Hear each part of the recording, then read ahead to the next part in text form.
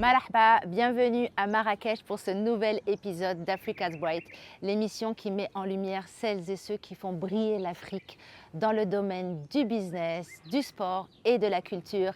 Et à l'occasion de la 3e édition de GITEX Africa, on se retrouve dans la ville Ocre, première destination touristique du continent, Marrakech, terre d'innovation et de créativité qui a inspiré les plus grands d'Yves Saint-Laurent, avec ses fameux jardins de Majorelle, moins connu Winston Churchill qui était également peintre à ses heures perdues et qui a d'ailleurs, pour la petite anecdote, offert une de ses toiles, une représentation de la Koutoubia à Roosevelt.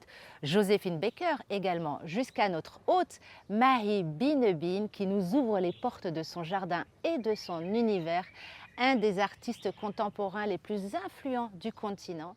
À ses côtés, des invités d'exception, Mary-Anne Loum-Martin, pionnière panafricaine dans l'industrie hôtelière de luxe, Nasser Ibn Abdel Jalil, entrepreneur de l'extrême, Kauthal Sadiq, ambassadrice d'une musique qui fusionne entre tradition et modernité, et pour notre chronique gastronomie, Meriem Sharkawi, qui nous ouvre les antres de sa cuisine, mélange entre tradition et modernité. Et avant de les retrouver, un petit quiz. C'est au Maroc qu'a été fondée la première université au monde. À vous de nous répondre sur les réseaux sociaux. Qui est cette personne? Dans quelle ville a-t-elle créé cette université? Et en quelle année? À tout de suite.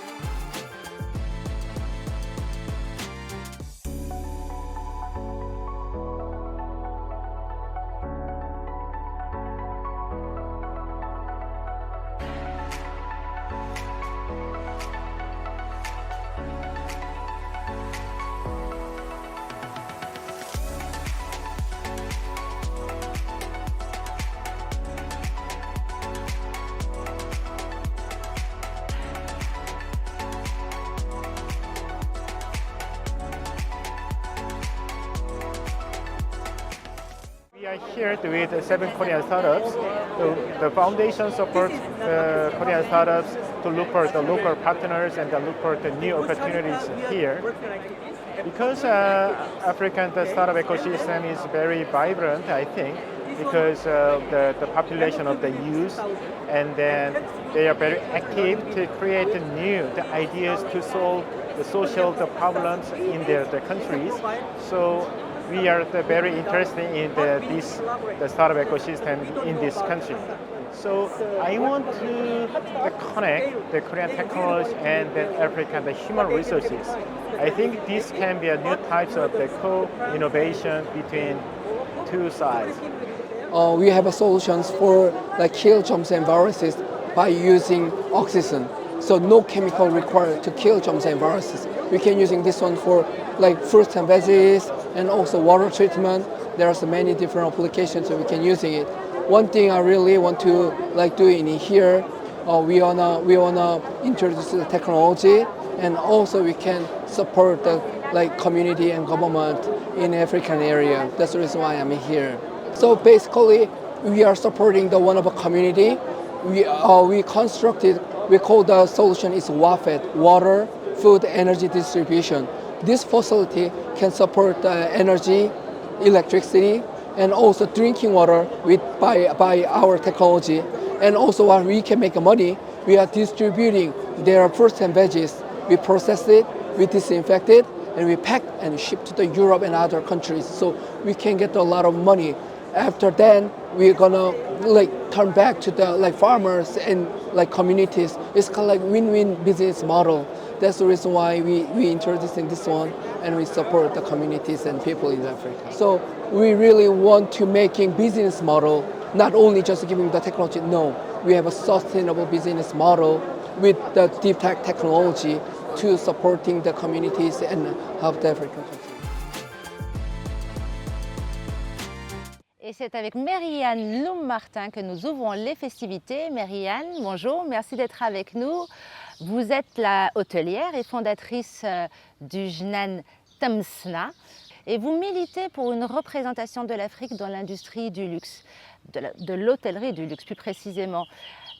Racontez-nous ça, mais d'abord, comment l'aventure a démarré, puisqu'à l'origine, vous venez d'un tout autre monde de domaine, le droit international. Oui, j'étais avocate à Paris. Oui, j'étais avocate à Paris, mais depuis que je suis enfant, je suis passionnée d'architecture.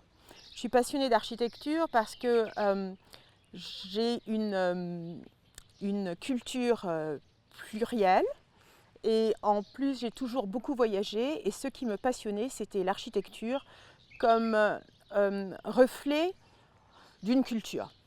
Et j'ai eu la possibilité de faire un premier projet au Maroc dans les années 86. J'ai fait une maison, ça devait être une maison de famille, une maison de vacances. J'étais une architecte frustrée et mes parents voulaient avoir une maison à 3 heures de vol de Paris.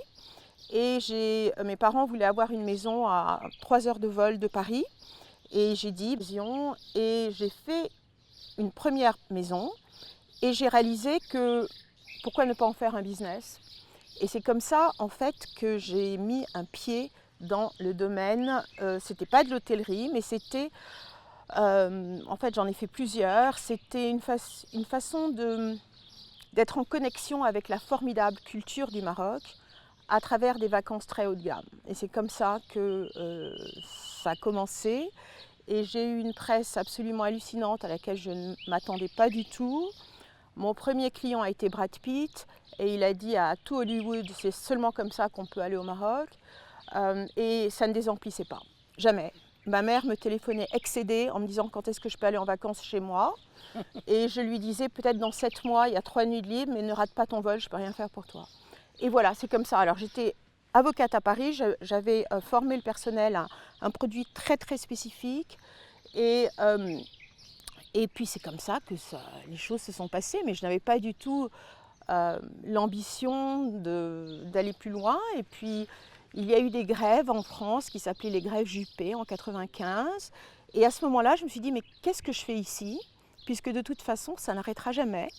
Et un jour, après avoir marché 2 heures dans un Paris vraiment glacial, mon mari et moi, on s'est dit, mais on part.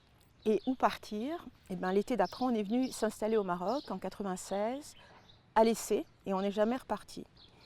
Et en 2000, j'ai acheté le terrain où je suis à Jnan Tamsna et j'ai eu l'idée de faire un boutique hôtel qui soit très très connecté à tout ce qui est culture, mais non seulement culture du pays, mais aussi on cultive absolument tout ce qu'on mange. Donc c'est la culture dans tous les sens, voilà. Et je trouve que le continent africain vibre de créativité et à l'échelle d'un boutique hôtel, on peut faire ce qu'on veut pour être connecté à la culture du pays. On ne peut pas le faire quand on a un hôtel de 200 chambres qui est parfait pour recevoir des grandes conférences, mais quand on peut contrôler absolument l'esthétique de ce qu'on fait, à ce moment-là, on peut être très proche de la culture du pays et c'est pour ça qu'on a une clientèle exceptionnelle et extrêmement fidèle. Voilà. Alors, je suis ravie d'apprendre que finalement, j'ai une responsabilité dans cette histoire. Puisque le déclic, ça a été les grèves de 95, et ben j'en ai fait partie. C'était mes premières manifestations lycéennes à Paris, donc de rien. Voilà. Alors, oui, c'est intéressant et vous l'expliquez bien. Vous avez un positionnement assez particulier dans cette industrie de l'hôtellerie du luxe en Afrique, qui existe aujourd'hui et qui se confirme. Et vous nous expliquez que vous insistez beaucoup sur la narration africaine, l'importance finalement de raconter notre histoire, nos histoires, également à travers nos lieux, nos espaces. Mais en fait, vous savez, le voyageur d'aujourd'hui, très cultivé, qui a les moyens de faire ce qu'il veut, il est à la recherche d'une expérience. Il n'est pas à la recherche d'un luxe matériel. Le vrai luxe, c'est un luxe qui se passe au niveau de l'expérience. Et l'expérience est forcément liée au lieu. Et c'est pour ça qu'en effet, on crée beaucoup d'événements autour de la littérature. On a des écrivains. On a un partenariat avec l'ancienne directrice de la maison d'édition Bloomsbury à Londres. 4 fois par an, ils organisent des retraites autour d'écrivains connus. On a eu le prix Nobel de littérature, on a eu des Booker Prize, etc. Et les gens, ils adorent mêler une expérience hôtelière exclusive et très sympathique avec une connexion avec soit des musiciens, en ce moment on a une artiste spécialiste d'origami, elle fait des sculptures en papier extraordinaires, elle fait des ateliers pour nos artistes aussi, pour nos invités. Et voilà, moi je pense que le véritable intérêt de voyager, c'est de retourner après dans son pays riche d'une expérience. C'est pas parce que sinon, moi je préfère regarder un documentaire sur quelque chose s'il n'y a pas l'expérience, si vous voulez. Et c'est un truc qui est très dommage en Afrique, c'est que par convenance coloniale, dirons-nous, l'Afrique a été, l'intérêt culturel de l'Afrique a été effacé du territoire pendant très longtemps. Et c'est vraiment quelque chose que l'on peut encore voir. Les gens pensent très souvent que la destination, c'est les safaris ou les plages. Mais on efface l'intérêt de la culture urbaine, on efface l'intérêt de la culture contemporaine. Moi, si je vais, je ne sais pas moi, au Kenya par exemple, je trouve que c'est aussi important de découvrir l'énergie créative entre la musique, entre la peinture, etc. à Nairobi. Et puis bon, 2 jours au bord de la plage, ça me suffit. Et puis je peux regarder des lions sur un documentaire. Mais le problème, je pense, en Afrique, au point de vue tourisme, c'est que pendant trop longtemps, on a effacé l'intérêt de la culture des pays africains. Et peut-être que autour de moi, on sera d'accord avec ça.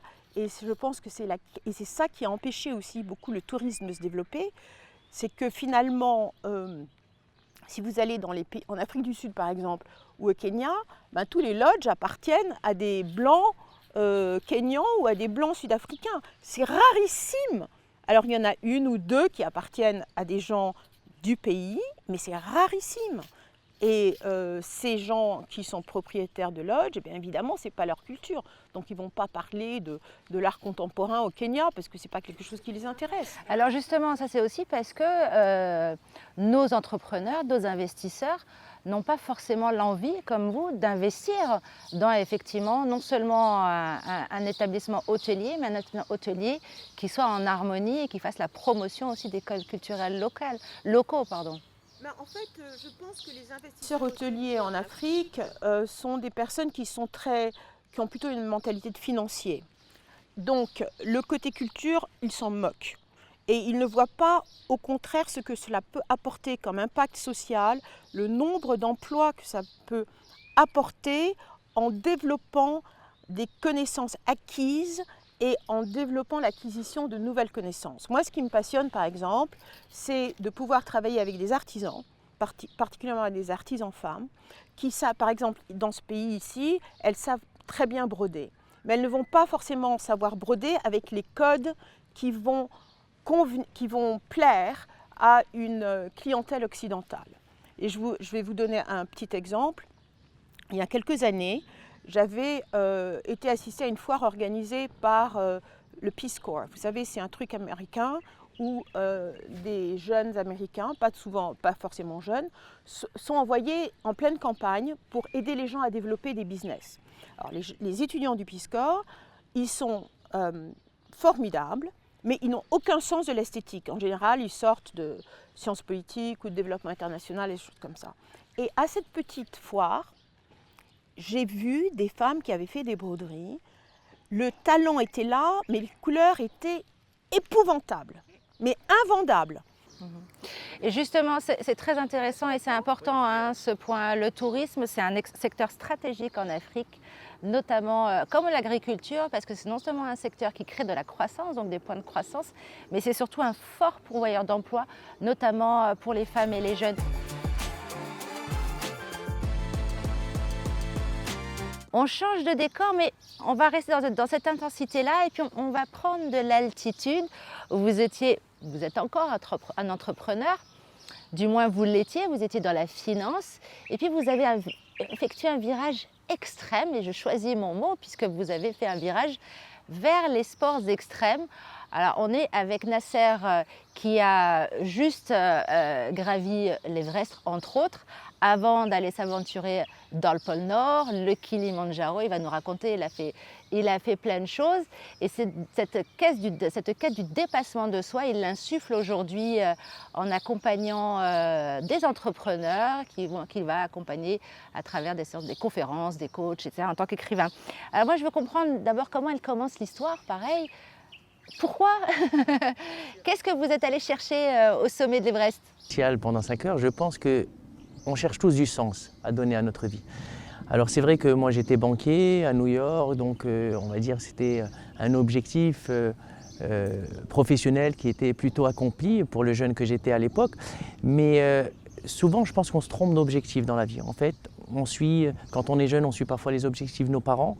Quand on est plus âgé, on va suivre peut-être les objectifs de la société. C'est valorisant d'être banquier d'affaires, de gagner beaucoup d'argent dans un monde de plus en plus matérialiste malheureusement.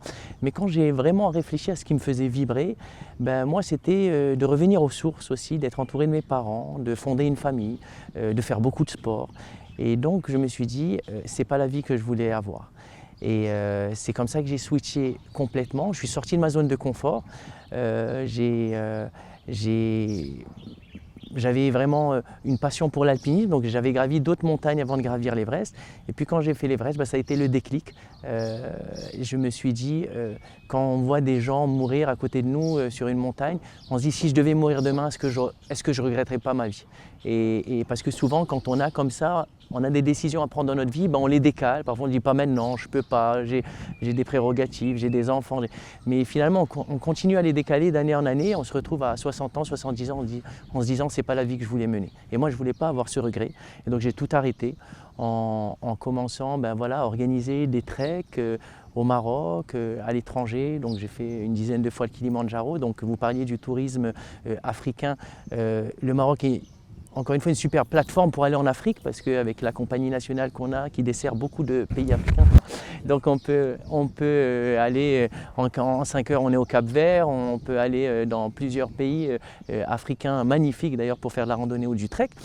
Et du coup, je pense aussi quand on fait les choses avec passion, et je pense aussi, c'est pour ça que Mériane a réussi dans ce qu'elle fait, c'est qu'elle aime ce qu'elle fait. Et ça se voit, ça se transmet. Les gens, ils voient que vous ne faites pas un business pour gagner de l'argent, mais vous faites un business parce que ça vous fait vivre. Et ça, je pense, c'est très important de faire des choses qu'on aime, parce que c'est là où on va réussir. Il vaut mieux changer, démarrer de zéro dans une activité qu'on aime. On progressera beaucoup plus vite qu'en restant dans quelque chose qui nous use à la fin et qui nous fait réveiller le matin, peut-être sans avoir envie d'y aller. Premier Marocain à avoir gravi l'Everest. Il ne le souligne pas parce qu'il a plein d'humilité, mais c'est quand même un exploit. C'est vrai, ça aussi, ça m'a fait plaisir, mais où je suis très heureux, c'est que moi, c'était pour dire c'est possible. Parce que quand je voulais faire l'Everest, tout le monde rigolait, me disait non, t'es Marocain, c'est pas possible. Il n'y a aucun Marocain qui l'a fait, donc c'est pas possible. Et moi, c'était voilà, j'étais pas sûr de réussir, mais j'étais sûr qu'en essayant au moins, probablement, même si je ne réussissais pas, d'autres Marocains seraient partis. D'ailleurs, aujourd'hui, il y a 5 autres Marocains qui ont fait l'Everest après moi, alors que pendant 60 ans, aucun n'avait jamais tenté. Et je suis fier de dire qu'il y a 3 femmes et 3 hommes. Donc ça aussi, ces croyances limitantes de se dire c'est difficile pour une femme de faire des choses aussi dures que l'Everest. Au Maroc, il y a autant de femmes que d'hommes qui ont fait l'Everest. Bravo. C'est important de le souligner, c'est vrai. Alors aujourd'hui, c'est ce que je disais, vous essayez d'insuffler justement à d'autres entrepreneurs à travers des conférences, du coaching, vos livres aussi, vos écrits, vous nous en parlerez tout à l'heure. Ce dépassement de soi, concrètement, comment ça se passe? Je suis entrepreneur également, mais vous n'allez pas me demander d'aller gravir l'Everest. Non, alors mon séminaire, souvent j'appelle ça « Chacun son Everest », parce que je pense aussi créer une entreprise, créer un business, c'est un Everest. Un entrepreneur, c'est un aventurier, il se jette dans l'inconnu. Il y a des choses qu'il peut maîtriser, c'est-à-dire toute la phase de préparation, de business plan, financier, stratégique, mais il y a des choses qu'il ne maîtrise pas. Comme sur l'Everest, quand vous partez, les conditions météo, qu'il y ait une avalanche qui passe. Et donc c'est aussi cette agilité qu'on a devant les conditions qui changent, je pense, qui est similaire chez un aventurier et chez un entrepreneur. Et je pense quand je vais rencontrer des entrepreneurs ou des managers dans une entreprise et que je fais ce lien, les gens s'identifient à mon parcours et s'identifient à moi parce que les valeurs, je pense, qui mènent à la réussite dans une aventure, c'est-à-dire ces valeurs de dépassement, de résilience, de persévérance, esprit d'équipe aussi, parce qu'on est en cordée, on parle d'esprit de cordée en alpinisme. tourisme, c'est les mêmes valeurs qui vont permettre à l'entrepreneur aussi de serrer les dents quand les conditions sont difficiles, de s'adapter quand les conditions changent, de persévérer, de trouver des financements aussi, parce que ces expéditions sur l'Everest coûtent plusieurs dizaines de milliers d'euros. Donc nous aussi, on est dans cette recherche de budget aussi pour réaliser nos rêves dans cette recherche de budget d'ailleurs. Moi je dis toujours, il faut essayer de se différencier parce que pour qu'on vous prête ou qu'on vous donne de l'argent, il faut que les gens comprennent pourquoi ça a du sens, pourquoi votre projet a du sens. Donc moi c'est vrai que porter haut les couleurs du Maroc, ça avait une portée, donc il y a des entreprises qui ont compris cette symbolique et l'entrepreneur, c'est la même chose. Devant des fonds, des business angels qui reçoivent des dizaines ou des centaines d'entrepreneurs, il faut que lui fasse porter ce message, pourquoi son projet est intéressant par rapport aux autres. Alors soit par des expériences authentiques et différenciantes, j'allais dire, comme Mériane, parce que ouvrir un hôtel de 150 chambres avec une enseigne, vous êtes en compétition avec le reste des mortels, alors qu'une expérience unique et authentique, c'est pour ça que des Brad Pitt et des Madonna vont venir plutôt chez Mériane au lieu, pour la prochaine, vont venir plutôt chez Mériane que d'aller dans un hôtel où ils ont déjà l'habitude d'aller dans tous les pays du monde. Et vous, là, les uns les autres, les sports extrêmes, ça vous parle, ça vous dit certains ont tenté l'expérience? Pas encore. Moi, je peux faire des sports extrêmes en massage. Enchaîner un triathlon de massage. Je confirme, se lever tous les matins, en général, c'est un sport extrême parfois, n'est-ce pas? Oui, mais même s'il n'est pas extrême, arriver à une qualité dans un domaine sportif, ce que moi je remarque, c'est que très souvent, les gens qui ont un niveau sportif très haut peuvent être des gens incroyables professionnellement. Par exemple, Christine Lagarde, oui. Je crois que c'était une championne de natation. Oui, oui. Comment le ballet natation, je sais plus comment ça s'appelle. Natation synchronisée. Natation synchronisée. Ça veut dire beaucoup de choses au point de vue discipline, au point de vue endurance. C'est ça. Et elle a terminé au FMI. Voilà. C'est parce que c'est les mêmes valeurs. Je pense quand on est compétitif, un nageur qui doit se lever tous les matins à 5 h du matin pour enchaîner, un nageur professionnel, un olympien, ça fait à peu près 17 km par jour de natation. Donc c'est quelqu'un qui va nager 3 h le matin, qui va travailler ou qui va à l'école quand il est encore étudiant et qui renage l'après-midi. Quelqu'un d'aussi persévérant, demain en entreprise, quand vous lui demandez de serrer les dents, d'atteindre des objectifs, ça lui paraît simple parce qu'il a appris cette capacité, d'abord cette discipline. Et je pense que la discipline, quand on est discipliné, c'est un mindset. Quand on est discipliné dans le sport, on le sera dans le travail, dans notre façon de gérer notre maison, nos enfants, l'éducation de nos enfants. Donc, oui, ça aussi c'est un autre sport. C'est là, c'est là où j'interviens souvent en entreprise pour faire le lien entre les valeurs du sport et les valeurs de la réussite professionnellement. Et en Afrique, je pense que c'est quelque chose qui devrait de plus en plus être développé, ces soft skills. Malheureusement, qu'on a hérité un petit peu de la culture francophone où c'est plus, il faut être fort en maths, alors que les Américains, les Anglo-Saxons généralement sont beaucoup plus sur ces soft skills, beaucoup moins axés sur la culture générale. Moi, je me rappelle quand j'avais commencé en banque d'affaires à Londres, je discutais avec un Américain et on parlait de la Finlande. Je lui parlais d'Helsinki. Et il ne savait pas où était Helsinki. Moi, à 21 ans, être en banque d'affaires et ne pas savoir qu'Helsinki est la capitale de la Finlande, c'était quelque chose d'incroyable. Mais comme il me l'a dit, le jour où j'aurai besoin de faire du business en Finlande, je connaîtrai la Finlande. Donc c'est aussi ça où peut-être j'aimerais bien que l'Afrique développe un petit peu ses soft skills parce que c'est ça qui fait aussi que, c'est ça qui peut-être qui manque aux entrepreneurs africains, comme vous dites, par rapport aux entrepreneurs occidentaux qui, eux, sont pas plus calés en maths ou dans les matières scientifiques, mais ont plus des soft skills et ces valeurs qui mènent à l'entrepreneuriat et à la réussite entrepreneuriale. Il est inspirant, ne le manquez pas, il arrive là, il va faire une tournée en Afrique, on en parlera tout à l'heure, il ne faut pas le manquer. Mais là, on va redescendre un peu et on va aller vers d'autres émotions plus artistiques. On va voyager aussi avec Mahi. Encore une fois, Mahi, merci de nous accueillir. On a un décor magnifique grâce à vous. Je le disais en introduction, c'est un des artistes contemporains les plus influents aujourd'hui du continent, multifacette également. Ses œuvres puissantes, parfois sombres, ont tendance à décrire la société marocaine, la société africaine plus largement. Et il y a toujours en toile de fond Marrakech. Marrakech, c'est votre muse.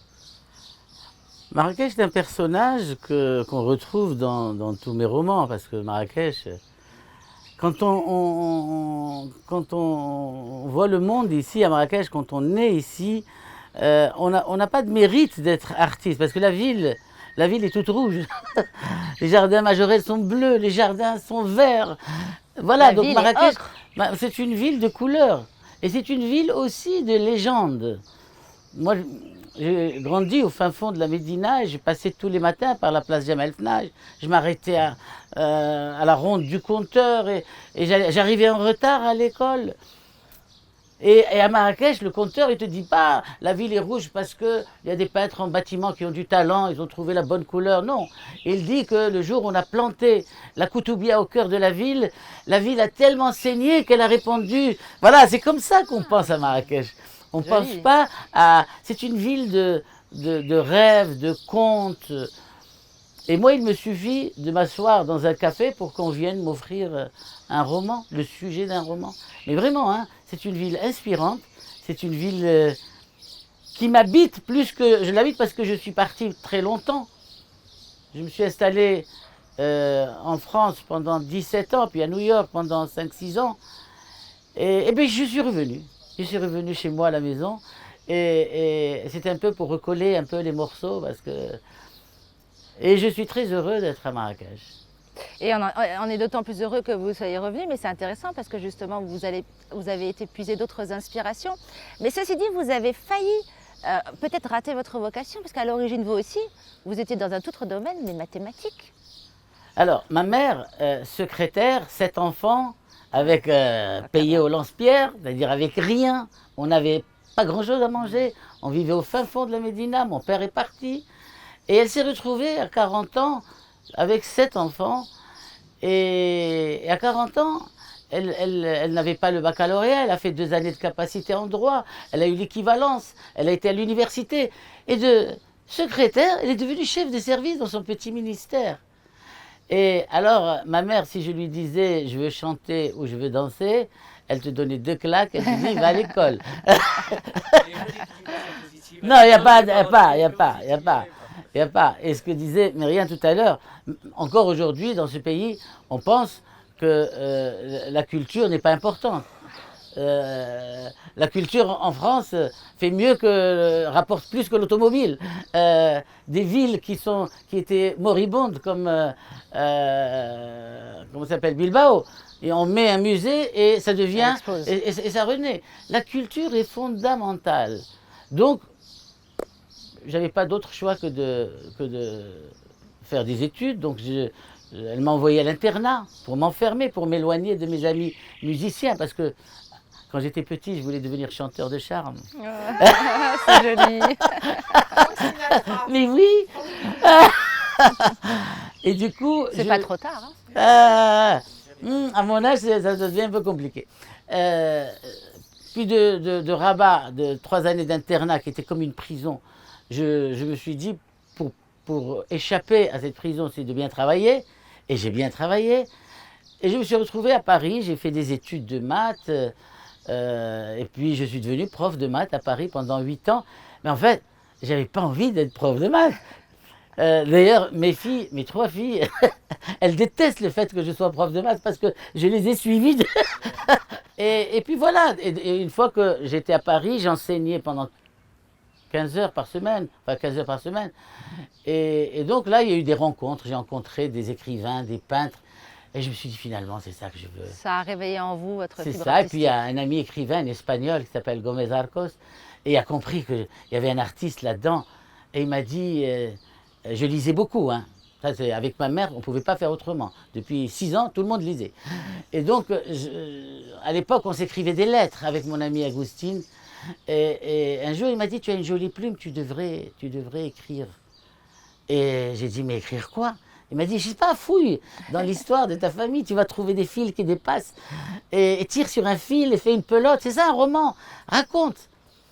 Et puis, j'ai fouillé dans ma mémoire, j'ai demandé à ma mère, j'ai demandé à mes tantes, et elles m'ont raconté l'histoire que nous avions, l'histoire d'une esclave qu'on avait à la maison, Dada, on les appelle Dada, qu'on a hérité de mon grand-père, quelle horreur. Hein. Mais la dernière fois qu'on a aboli l'esclavage, on l'a aboli 50 fois, les esclaves qui étaient dans les familles sont devenus des grands-mères et des grands-pères. Et moi, je gardais un souvenir exceptionnel de cette femme.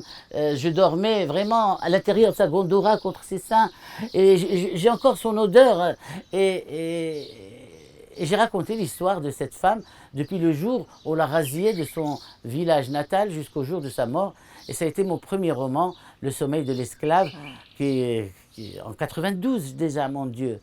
Et c'est devenu un roman qui m'a rapproché de l'Afrique. Depuis, j'ai fait des masques africains en tant qu'artiste. L'Afrique, j'ai voulu me la réapproprier parce qu'on nous l'a enlevée. La colonisation nous a fait regarder vers le nord. Et on n'a pas arrêté de regarder vers... On n'a pas arrêté d'avoir une fascination pour le nord. Et puis un jour, je me suis dit, mais c'est honteux. Il y avait d'ailleurs une interview avec une radio anglaise et je lui ai dit, je ne connais pas l'Afrique. Elle m'a dit, where are you from, sir? Tu imagines? On regardait tellement le Nord qu'on avait l'impression, que j'ai eu l'impression que j'appartenais au Nord. Mais j'ai eu honte. Et du coup, en tant qu'artiste, j'ai décidé que j'allais faire la Biennale de Dakar, que j'allais créer un festival de littérature africaine ici à Marrakech, où j'invite chaque année 40 auteurs. Africains ou afro-descendants, ça s'appelle Le Flamme. On a fait déjà 3 éditions. Première édition, on a confié la leçon inaugurale à Le Clésio, prix Nobel. Les prix Nobel chinois à Marrakech, on les voit. Hein. Deuxième édition, ça a été Souleymane Bachir Diagne. Beaucoup. Une conscience, c'est Qu'on génial. salue au passage. Un type génial, d'une douceur, et c'est le seul philosophe, quand il me parle de philosophie, je le comprends, je comprends ce qu'il dit. En général, il m'embrouille dans les mots. Passionnant, il a quelque chose de très pédagogique. Parce qu'il est professeur à Columbia avec ça. Et puis le grand témoin, on l'a donné à Edgar Morin, excusez du peu. La dernière édition, ça a été sur les femmes. On l'a confié, la leçon inaugurale, à Ananda Devi, qui a fait une promenade en littérature féminine exceptionnelle. Et comme grand témoin, on a eu Taubira, Christiane Taubira aussi. Je veux dire, Une grande dame aussi. c'est-à-dire, je me suis dit, à chaque fois que je dois rencontrer un artiste africain, je suis obligé d'aller à Paris, ou à New York, ou à Berlin. Et moi, j'ai découvert tous les grands plasticien. Malik Sidibé, je l'ai rencontré à la Fondation Cartier à Paris. Youssou N'Dour au Bataclan, au tristement célèbre Bataclan. Et voilà, donc tous les artistes, ou dans les salons du livre, je les rencontre ni chez moi ni chez eux. Alors on s'est dit, on va peut-être pouvoir faire connaissance avec nos voisins. Faire connaissance, moi j'aime bien cette expression. Justement, vous qui êtes, voilà, vous l'avez dit, vous êtes écrivain, vous êtes également sculpteur, peintre, vous êtes également poète. Un peu de poésie dans ce monde un peu obscur. Comment la culture aujourd'hui, comment faire pour que cette culture, ces cultures africaines qui sont incroyables, comment est-ce qu'on peut faire en sorte qu'elles nous aident justement à nous connecter davantage, à être plus unis et donc plus forts? Je suis retourné vivre au Maroc en 2002. Pourquoi? Parce que j'ai vu l'élection présidentielle française où j'ai vu l'extrême droite Jean-Marie Le Pen au 2e tour. Et je me suis dit... Un choc. C'était un choc. Le pays des droits de l'homme, moi, je ne peux pas élever mes filles ici. Je ne voudrais pas qu'on les regarde de travers. Et donc, j'ai décidé de rentrer sur un coup de tête. Ça a pris 15 jours. Ma femme a failli me tuer. Mais j'ai dit, je ne veux pas vivre dans un endroit où je ne suis pas dit. Il y a un copain qui m'a dit un jour, l'extrême droite était à 25%. Il m'a dit, tu vois, tu prends le métro, il y a 100 personnes dans une rame, eh ben, il y en a 25 qui ne t'aiment pas. Et donc, et moi, je me Au suis moins. dit, je vais rentrer chez moi. Il y avait au Maroc, il y avait Mohamed VI qui venait d'arriver. Il donnait des signes d'ouverture, qui n'étaient pas le cas avant. C'était très compliqué avant. C'était les années de plomb. Et donc, c'était jouable. Retourner vivre au Maroc, les journaux commençaient à éclore. Le journal hebdomadaire, tel quel, machin. D'ailleurs, il y avait une liberté de la presse qui commençait. On a laissé les opposants rentrer. Abraham Serfati, tous les gens qui étaient exilés dehors sont rentrés chez eux. Il y a eu cette chose exceptionnelle au Maroc, c'est l'instance équité et réconciliation. On a invité les gens à la télévision à une heure de grande écoute et dire qu'est-ce qu'on vous a fait. Moi, on m'a violé, moi, on m'a fait ci, moi, on m'a tabassé. C'est-à-dire, c'était une espèce de On a libéré la catharsis. parole. Les Pour les gens, femmes aussi, hein, excusez-moi de la parenthèse. moi, je hein. parle avec un grand H, les hommes et les femmes, bien sûr. Non, non, je veux dire pour l'obtention d'un certain nombre de droits pour les femmes, avec l'abolition justement du code de la famille. Mais bien sûr, ça a c'est-à-dire, il y a énormément de eu choses pour des les femmes. choses qui s'avançaient. C'est pas gagné d'avance. De temps en temps, on emprisonne un journaliste, de temps en temps, il y a des vieux réflexes. Mais disons que globalement, ça va dans le bon sens.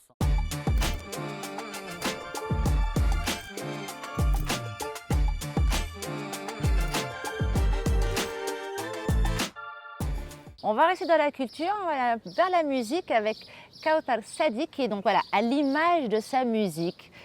Bonjour Kauthar, merci d'être avec nous. Et c'est voilà ce que je disais en introduction, c'est une fusion à la fois singulière mais harmonieuse entre tradition et modernité. Et donc il y a vraiment de la musique gnawa mixée à l'électro. On va en parler tout à l'heure, mais voilà, moi j'aime bien savoir un petit peu comment tout ça commence, le début de l'histoire. La musique, c'est arrivé quand chez vous? Vous êtes, comme on dit, tombée dedans petite? Tout d'abord, merci de m'avoir invitée. Alors la musique, moi aussi j'étais hôtesse de l'air et ça m'est arrivé comme ça, en plein vol. J'ai décidé d'arrêter parce que je me sentais pas à ma place. J'ai appelé ma mère, je lui ai dit je change de métier, j'arrête. Elle m'a détestée aussi, elle voulait me tuer. Mais la musique, c'était une influence de mon père, Allah yarhamou. C'était mon père. Et le changement, le déclic vers la musique électronique, c'est arrivé juste avant Covid. Juste avant Covid. Je chantais, je m'apprêtais à préparer un album en tant que chanteuse, mais je sentais tout le temps qu'il y avait un truc qui me manquait. Je me disais, je suis incomplète, il y a un truc qui manque. Oui, je sais jouer des instruments, oui, je chante bien, oui, j'ai gagné mais il y a un truc qui manque. Et c'est quand j'ai décidé à apprendre à mixer, c'est là où je me sentais un peu complète. Et d'accord, j'ai besoin d'avoir cet espace-là où c'est moi qui a le contrôle. C'est moi qui contrôle tout. Je chante, je contrôle cette fusion, comme vous avez dit, entre la musique électronique, où il y a des sonorités un peu futuristes, pas réellement, ou plutôt forcément habitués à ce genre de musicalité. Donc moi, mon idée, ou plutôt mon univers, c'est de réunir ces deux univers-là, c'est le futur et le passé. Donc je chante des chants un peu anciens, parfois j'écris des textes que je chante sur des mélodies un peu anciennes pour toujours avoir ce lien. Alors justement, qu'est-ce que vous voulez exprimer? Qu'est-ce que vous dites de vous, de nous, quand vous justement vous fusionnez musique traditionnelle, musique moderne?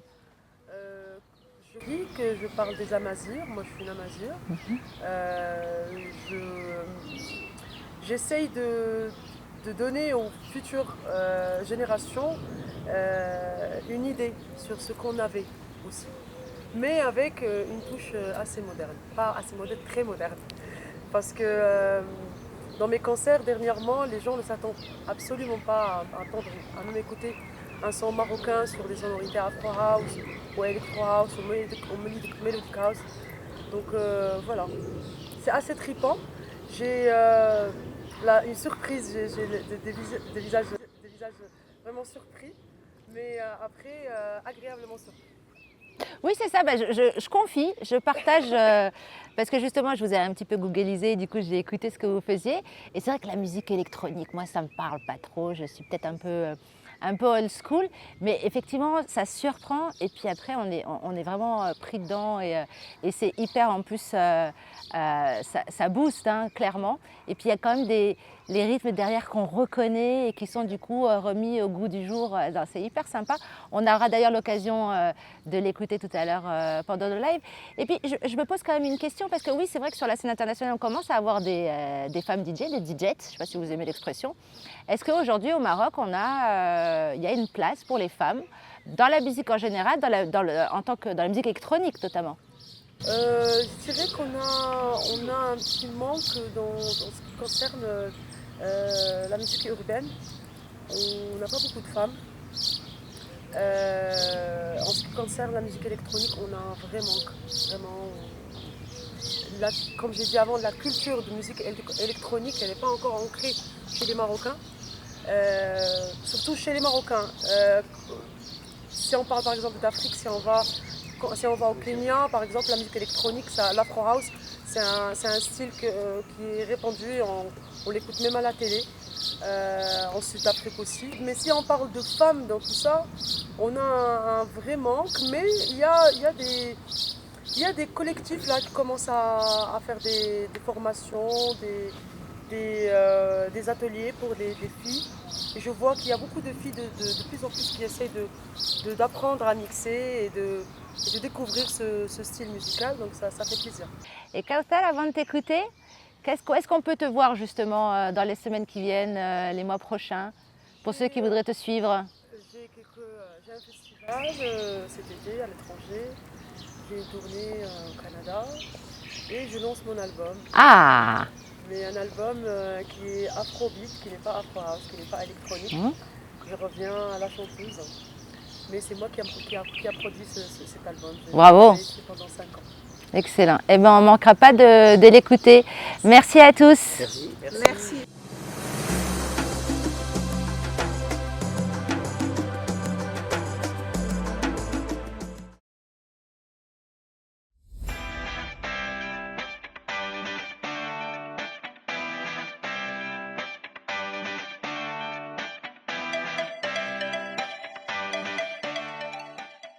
Je suis Sébastien Lucin, président fondateur de la société MightyTech, qui développe des solutions numériques d'optimisation des systèmes de production agricoles.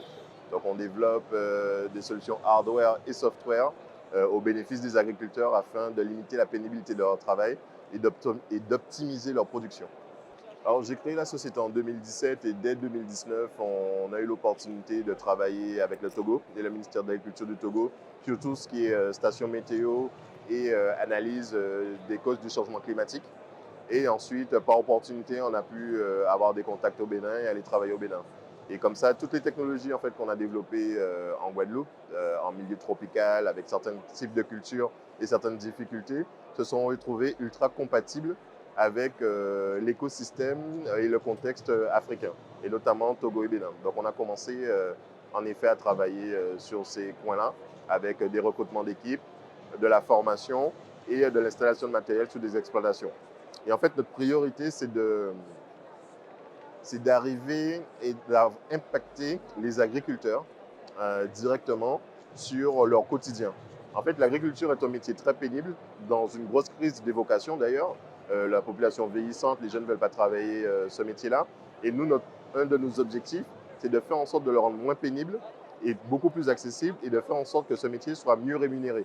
Donc que l'agriculteur gagne plus d'argent et avoir un meilleur contrôle en fait sur ses coûts de production et ses revenus. On partage la culture, quand on regarde bien, on a les mêmes fruits et légumes quasiment, on a les mêmes types de cultures, de terrains. On travaille sur des fermes à taille humaine, 3 à 5 hectares, en polyculture, en polyélevage, voilà. On a beaucoup de points communs ce qui permet en fait que tout ce qu'on fabrique dans le contexte guadeloupéen est tout à fait compatible avec le contexte africain. Donc on a une capacité de scalabilité énorme là-dessus. Donc c'est ce sur quoi on travaille, on profite et ça se concrétise pour nous par la création de Myditech Africa Group cette année pour piloter l'ensemble de nos activités en Afrique parce qu'on fait le Togo et le Bénin, mais on commence sur la Côte d'Ivoire, le Sénégal, on a des contacts en Mauritanie, voilà. Donc on avance à vitesse grand V sur le continent.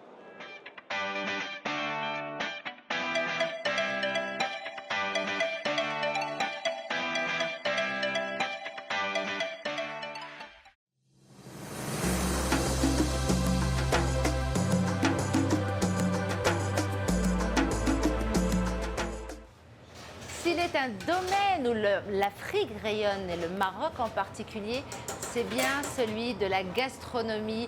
Et on a été gentiment reçus par la chef Meriem ici. Nous sommes dans son antre, dans sa cucina, dans sa cuisine.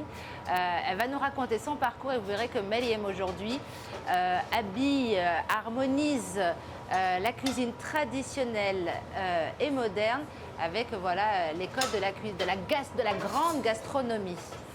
Bonjour Meriem. Bonjour, ravie que vous soyez parmi nous aujourd'hui. Merci, en tout cas ça sent bon, là ça réveille toutes les papilles. Alors d'abord, la cuisine, comment c'est arrivé chez vous? Elle est née quand cette passion? Cette passion depuis l'enfance. J'ai toujours en fait cuisiné, j'ai toujours aidé dans ma famille, mais surtout parce qu'il y avait une ferme familiale et j'ai vu tous les produits pousser. Mon amour pour la cuisine est venu d'abord par rapport aux produits et après par rapport au métier de la cuisine. Alors justement, comment est-ce que vous faites, et vous vous distinguez pour ça, pour aller cuisine traditionnelle, et la cuisine traditionnelle marocaine elle est mondialement connue aujourd'hui, comment vous l'harmonisez et vous la hissez aux standards internationaux de la haute gastronomie? D'abord, je suis de formation française. J'ai été chez Paul Bocuse il y a une trentaine d'années. Et en fait, dès que je suis arrivée en Maroc en 2000, ça a été une révélation parce que mes souvenirs d'enfance, mon identité a pris le dessus. Et ça, c'était quelque chose que je n'ai pas décidé. Ça s'est fait naturellement. Ça s'est fait d'abord parce que je connaissais bien la cuisine marocaine parce que je l'avais juste mangée, mais j'étais autodidacte de ma cuisine. Mais professionnellement, j'étais plus formée à la cuisine française. Et la cuisine française, comme on la connaît, elle a une grande technicité. Et en fait, j'ai essayé de marier les deux, tout simplement. Alors, qu'est-ce que ça donne, justement? Qu'est-ce que votre cuisine dit de vous, dit du Maroc, dit de nous, plus largement africains? En fait, elle reflète vraiment mon Maroc à moi, le terroir, tout ce que j'ai vécu dans mon enfance et que j'ai réinterprété toujours avec une grande précision, technicité, parce que je suis quelqu'un de rigueur. J'aime le travail bien fait, j'aime les choses. Et avec mes équipes, toujours, ça a été la transmission, ça a été le partage, comme la cuisine et comme la table nous l'indique chaque fois.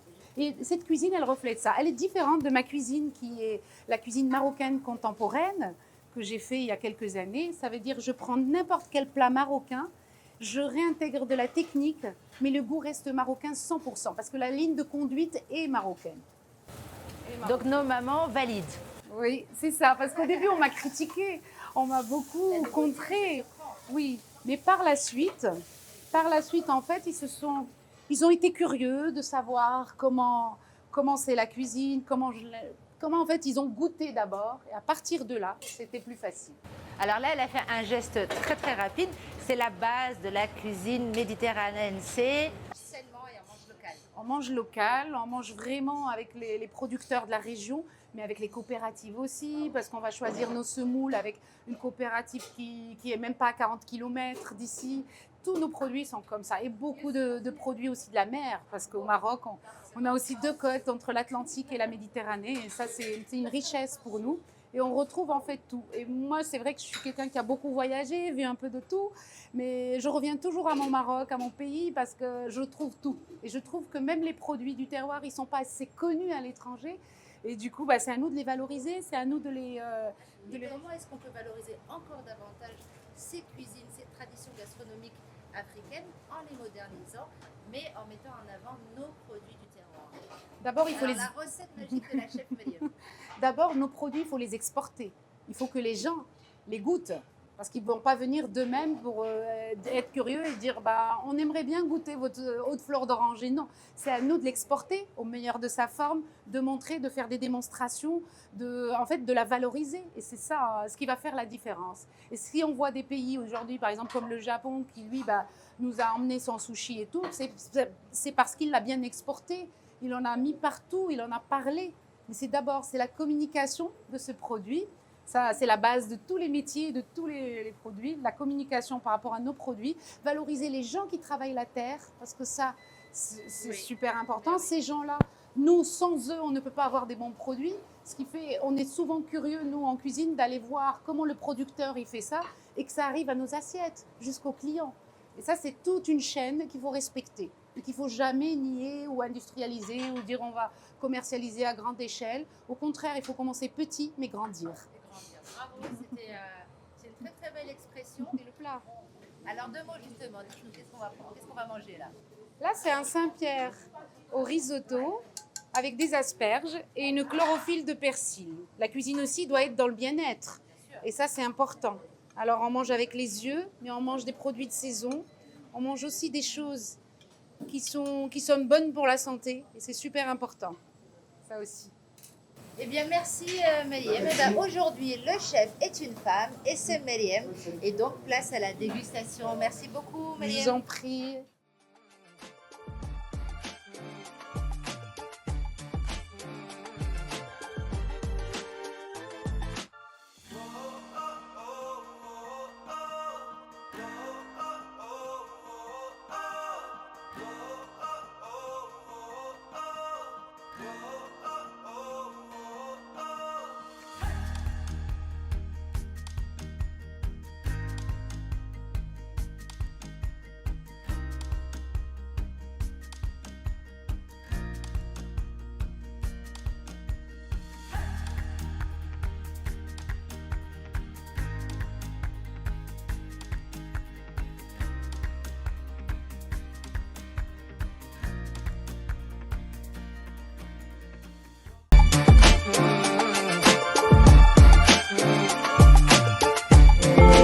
C'est déjà fini, on s'est régalé tous les sens. Ce nouvel épisode d'Africa's Bright a une fois de plus révélé l'Afrique dans sa diversité, dans sa créativité, dans toute sa richesse. Le Maroc en particulier qui confirme cette harmonieuse jonction qu'il fait à tous les niveaux entre tradition et modernité, mais en restant enraciné dans ces valeurs qui font le charme du Maroc. Merci à tous nos invités, en particulier à notre hôte Marie Binebine, encore une fois, qui nous a accueillis dans un décor à la fois magnifique et inspirant et au chant des oiseaux. Et merci à vous qui nous suivez et continuez de nous suivre. On se retrouve dans un mois pour la prochaine émission et en attendant, continuez de faire briller l'Afrique.